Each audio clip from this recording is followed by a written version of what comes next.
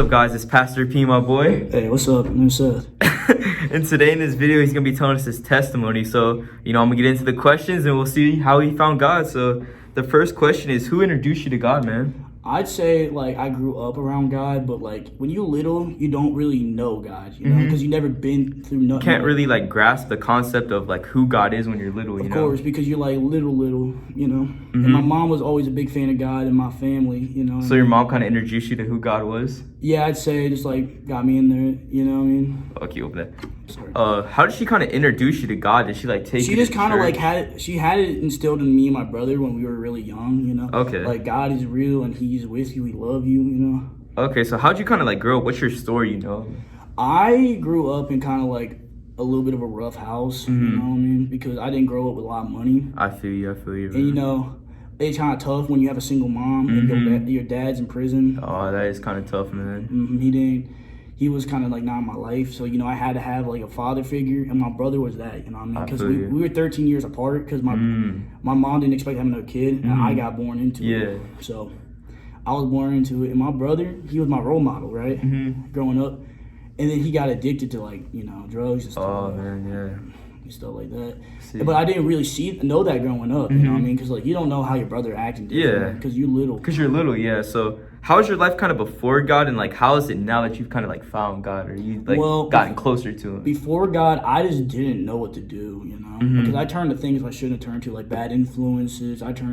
Some people think drugs ain't bad, but I got addicted to painkillers for a little bit. I feel you, bro. Because I was popping pills a big time, real painkillers. I was just around a lot of drugs and stuff, and I used to rob people whenever I didn't have money because I didn't know that, you know, I didn't really think of it much. Yeah.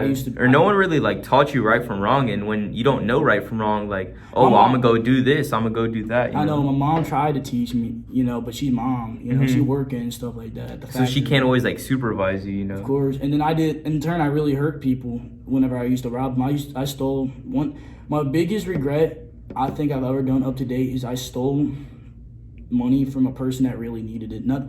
I didn't know them, but the money I think was what came from their welfare or Social Security. I took $2,000 of it. Didn't think much of it at the time. I left $1,000 from, but at the time I didn't realize it.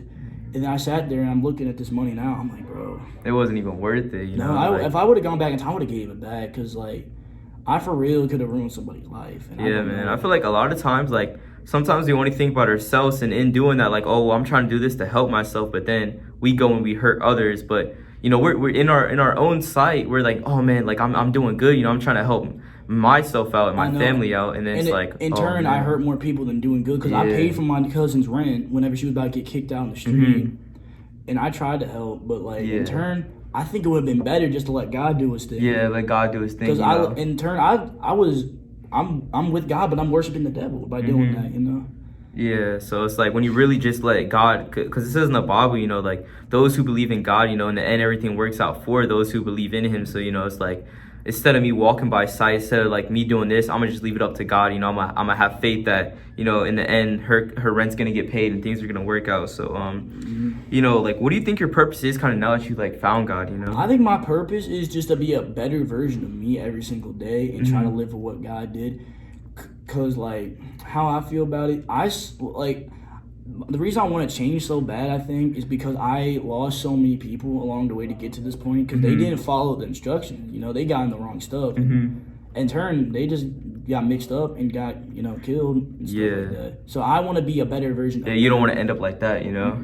And I kind of want to I just kind of ask a big question because I know right now we live in high school, and why do you think a lot of people don't believe in God? Why do I think people don't believe in God? Because they're scared to admit that they believe in something because it can make them vulnerable to something, you know, judgment from peers, judgment from their family maybe, because some people in our school don't even, their parents don't even believe the same thing we do. Christianity, people don't even believe in that.